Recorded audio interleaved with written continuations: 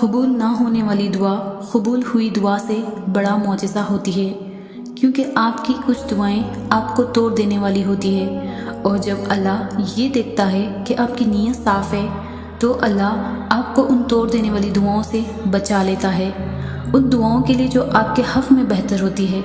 اور یہ سزا نہیں ہے، بلکہ اللہ کو آپ سے اتنی محبت ہے کہ وہ آپ کو غلط انتخاب کرنے نہیں دے سکتا، کیونکہ اکثر اوقات میں ہم خود ہی اپنے دشمن ہوتے ہیں اور اللہ ہمیں ہم سے ہی بچا لیتا ہے۔ ہو سکتا ہے کسی چیز کو آپ برا سمجھو اور وہ آپ کے لیے اچھی ہو، اور کسی چیز کو آپ اچھا سمجھو اور وہ آپ کے لیے بری ہو۔ آپ نہیں جانتے، لیکن اللہ جانتا ہے۔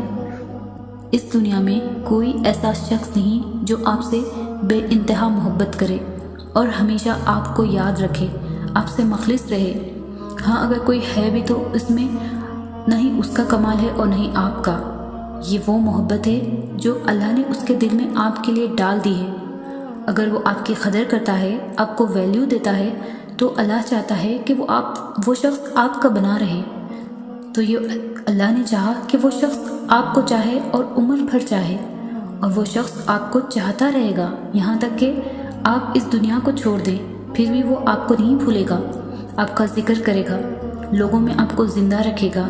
اور ایسی محبت کا ملنا اللہ کا بہت بڑا احسان ہے۔ واصف علی واصف کہتے تھے، محبت کوشش یا محنت سے حاصل نہیں ہوتی، یہ عطا ہے، یہ نصیب ہے، بلکہ یہ بڑے ہی نصیب کی بات ہے۔ زمین کے سفر میں اگر کوئی چیز آسمانی ہے تو وہ محبت ہے۔ ہدایت کا مل جانا کافی نہیں ہوتا، ہدایت کے ساتھ انسان کو صبر کی بھی بے حد ضرورت ہوتی ہے، اپنی من پسند چیزوں سے بچنے کے لیے، وہ چیزیں جو ہمیں دنیا میں ہی گم کر دیتی ہے۔ ہدایت نماز پڑھاتی ہے، زبان پر رب کا کلمہ جاری کرتی ہے، لیکن کڑوی باتیں سہنا صرف صبر ہی سکھاتا ہے۔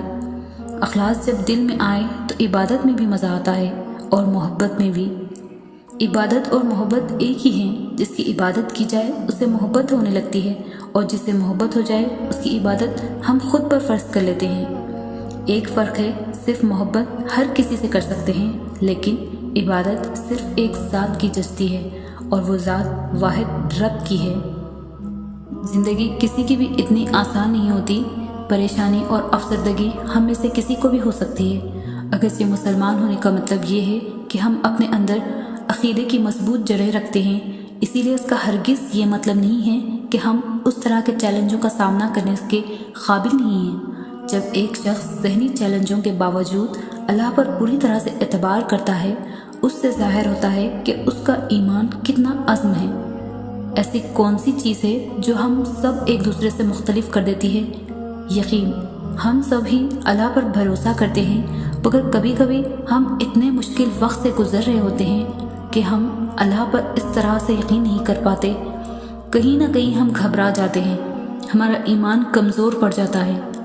اللہ کی رحمت قریب ہے، فکر مت کریں، اللہ آپ کے ساتھ ہے، وہ آپ کو کبھی نہیں چھوڑے گا۔ میں جانتی ہوں کہ یہ مشکل ہو رہا ہے، درد بڑھتا جا رہا ہے، لیکن راحت قریب ہے۔ میں آپ سے وعدہ کرتی ہوں کہ آپ کی منزل آپ کے بہت قریب ہے، آپ کی خوشیاں آپ کا انتظار کر رہی ہے۔ بس تھوڑا صبر کریں اور اللہ پر بھروسہ رکھیں۔ ہو سکتا ہے کہ اللہ آپ کو وہ چیز نہ دے جو آپ مانگ رہے ہوں، وہ آپ کو انتظار کروا سکتا ہے، کیونکہ وہ چاہتا ہے کہ آپ اس کو پکاریں۔ جب آپ نے اپنا پہلا قدم اس کی طرف بڑھایا تو اس نے آپ کو دیکھا، اور اب وہ آپ کا ہر قدم اپنی طرف بڑھتا دیکھنا چاہتا ہے۔ جب آپ فجر کے لیے اٹھے، اس نے آپ کی دعائیں سنی ہیں۔ اللہ نہیں چاہتا کہ آپ اسے فراموش کرو جب اللہ آپ کو وہ دے دے جو آپ مانگ رہے ہو۔ لہٰذا اللہ آپ کو انتظار کروا رہا ہے، تاکہ جب آپ کو وہ چیز ملے جو آپ کا دل مانگ رہا ہے تو آپ اللہ کے اور بھی قریب ہو جائیں۔ آپ اسے چھوڑنے کے بارے میں کبھی نہیں سوچیں گے، اسے کبھی نہیں بھولیں گے۔ اللہ پر توکل کریں، اس کے بنائے ہوئے خوبصورت منصوبوں پر بھروسہ کریں۔ میں جانتی ہوں کہ یہ سب کچھ بہت مشکل ہوگا، اور میں یہ بھی جانتی ہوں کہ یہ سب راتوں رات ٹھیک بھی نہیں ہوگا، لیکن جب آپ اپنا آپ اللہ کو سونپ دیں گے تب آپ کو موقع مل جائے گا سکون حاصل کرنے کا۔ آپ کو اپنے بوجھ کے ختم ہونے کا احساس ہوگا، آپ کی تکلیفوں کا وزن آپ کے کندھوں سے اتر جائے گا اور آپ طویل عرصے سے جس درد اور پریشانی کو برداشت کر رہے تھے اس کے بعد آخرکار آپ کو سکون محسوس ہوگا۔ اللہ سب سے بہتر منصوبے بنانے والا، سب سے بہتر سمجھنے والا، سب سے زیادہ پیار کرنے والا ہے، اور جو کچھ بھی وہ آپ کے لیے چاہتا ہے یقیناً وہی ہے جو آپ کے لیے بہتر ہے، لہٰذا اس پر بھروسہ کریں۔ اللہ وہی کرتا ہے جو آپ کے لیے اچھا ہوتا ہے۔ ہماری طرف جو بھی مشکلیں آتی ہیں وہ اللہ کی طرف سے آتی ہیں، اور اللہ جس سے سب سے زیادہ پیار کرتا ہے اسے تھوڑی سی تکلیف دے کر اپنی طرف کھینچ کر لے آتا ہے۔ آپ کو اپنی زندگی کو بہتر بنانے کے لیے، اپنی روح اور دل کو سکون دینے کے لیے اس پر بھروسہ کرنا ہوگا، ہر حال میں خوش رہنا ہوگا اور اس کا شکر ادا کرنا ہوگا۔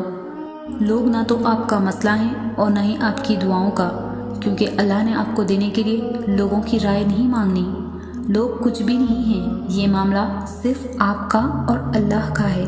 تو جیسے اللہ نے آپ کے معاملے میں لوگوں سے مشورہ نہیں لیا، ویسے ہی آپ نے بھی اللہ کے معاملے میں کسی سے بھی مشورہ نہیں لینا۔ آپ نے دعا کرنی ہے، آپ کریں۔ آپ نے ایک ہی دعا بار بار کرنی ہے، آپ بار بار کریں۔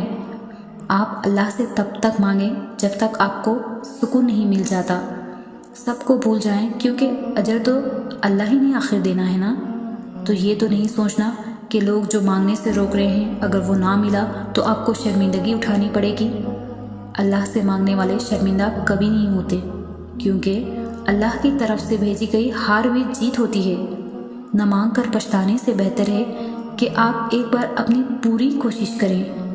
کب کیا ہو جائے کوئی نہیں جانتا، مرضی تو ساری اللہ کی ہے، اور اللہ جسے چاہتا ہے فتح دیتا ہے۔ سجدہ بندگی ہے، سجدہ عقیدت ہے، سجدہ یقین ہے، سجدہ ہدایت ہے۔ سجدے کے بغیر محبت کا کوئی وجود نہیں۔ اگر سجدہ نہ ہوتا تو نہ جانے ہم اب تک زندہ بھی رہ پاتے یا نہیں۔ چھوٹی سی پریشانی آتی ہے اور ہم سجدے میں گر جاتے ہیں، کیونکہ دل جانتا ہے کہ وہی ایسی جگہ ہے جہاں سننے والا جذبات کا مذاق نہیں بنائے گا، اور وہی واحد جگہ ہے جہاں سے سکون ملے گا۔ سجدہ تو محبوب سے ملاقات کا ذریعہ ہے، اور اس محبوب کی محبت کا کیا مقابلہ جو دن میں 5 دفعہ اپنی محبت کی طرف بلاتا ہے۔ اب اگر پھر بھی تم اس کی محبت کی جانب نہیں بڑھتے تو یہ تمہاری بدنصیبی ہے۔ چاہ والوں کو ہی اس کی چاہت نصیب ہوتی ہے، محبت کرنے والوں کو ہی وہ اپنی محبت کی طرف بلاتا ہے۔ اور اگر کبھی ایسا لگے کہ وہ نہیں بلا رہا تو تم خود اس کی طرف بھاگ جاؤ، اس سے اس کی چاہت کی طلب مانگو، اور اگر ناراض ہے تو جلدی سے منا لو۔ محبت میں پہل کیا کرو، وہ خفا ہو جائے تو خود چل کر اس کی طرف جایا کرو اور کہا کرو آپ تو واحد اور آخری سہارا ہے میرا، آپ ہی خفا ہو جائیں گے تو میں کہاں جاؤں گا۔ اور یاد رکھو مانگنے والوں کو وہ کبھی بھی خالی ہاتھ نہیں لوٹاتا، پھر چاہے وہ معافی ہو یا محبت۔